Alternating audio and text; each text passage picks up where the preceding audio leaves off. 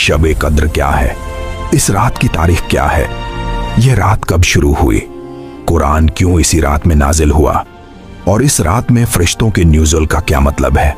आज की वीडियो में हम कुरान, हदीस और इस्लामी इतिहास की रोशनी में शब कद्र की पूरी हकीकत और तारीख को तफसील से समझेंगे, तो वीडियो को आखिर तक जरूर देखें। गारा हिरा में इबादत के दौरान एक रात एक महान घटना हुई जिसने मानव इतिहास का रुख बदल दिया। यह वही रात थी जब हजरत जिब्राइल अलैहिस्सलाम अल्लाह ताला का पैगाम लेकर नबी करीम सल्लल्लाहु अलैहि वसल्लम के पास आए। रिवायत के मुताबिक जिब्राइल अलैहिस्सलाम ने आकर नबी करीम सल्लल्लाहु अलैहि वसल्लम से कहा, पढ़ो। नबी करीम सल्लल्लाहु अलैहि वसल्लम ने जवाब दिया कि मैं पढ़ नहीं सकता। जिब्राइल अलैहिस्सलाम ने दोबारा यही कहा और फिर कुरान की पहली आयतें नाजिल हुईं। ये आयतें सूरह अल अलक की शुरुआती आयतें थीं जिनमें इंसान की पैदाइश और इल्म की अहमियत बयान की गई थी। यही वह लम्हा था जब कुरान मजीद का नुज़ुल शुरू हुआ और यही रात शब कद्र थी। इस वाक़े ने न सिर्फ नबी करीम सल्लल्लाहु अलैहि वसल्लम की जिंदगी बदल दी बल्कि पूरी इंसानियत के लिए हिदायत का एक नया बाब खोल दिया।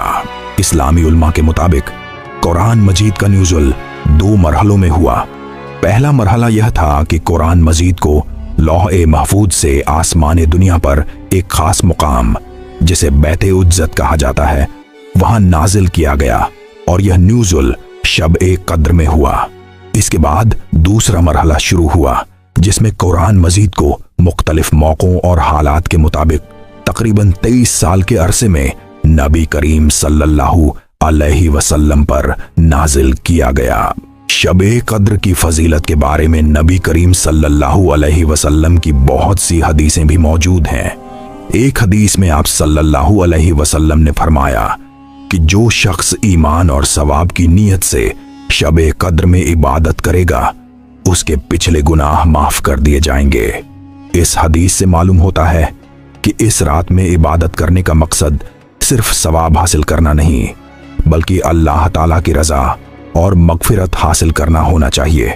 जब कोई बंदा खुलूस के साथ अल्लाह की तरफ रुजू करता है तो अल्लाह ताला उसके गुनाहों को माफ कर देता है और उसे एक नई जिंदगी अता करता है। यह वह वाक़या है जिसने दुनिया के मंजरनामे को हमेशा के लिए बदल दिया और यह सब कुछ गारे हिरा में हुआ। गारे हिरा मक्का मुकर्रमा के उत्तर में एक पहाड़ की चट्टान में मौजूद था और नबी करीम सल्लल्लाहु अलैहि वसल्लम इस गार में अक्सर तन्हाई इख्तियार करते, अल्लाह की इबादत में मशगूल रहते और दुनिया की फिक्री मशगूलियतों से दूर होकर अपनी रूहानी तरबियत करते। नबी करीम सल्लल्लाहु अलैहि वसल्लम का यह अमल इस बात का मजहर था कि अल्लाह ताला के करीब होना और दुनिया की फानी मशगूलियतों से दूर रहना रूह की पाकीज़गी के लिए जरूरी है। वह ऐतिहासिक रात जिसे आज हम शब कद्र के रूप में जानते हैं बेहद खास थी। जब हजरत जिब्राइल अलैहिस्सलाम आए तो आप सल्लल्लाहु अलैहि वसल्लम इबादत में मशगूल थे। रिवायत के मुताबिक जिब्राइल अलैहिस्सलाम ने आकर कहा, इकरा यानी पढ़ो।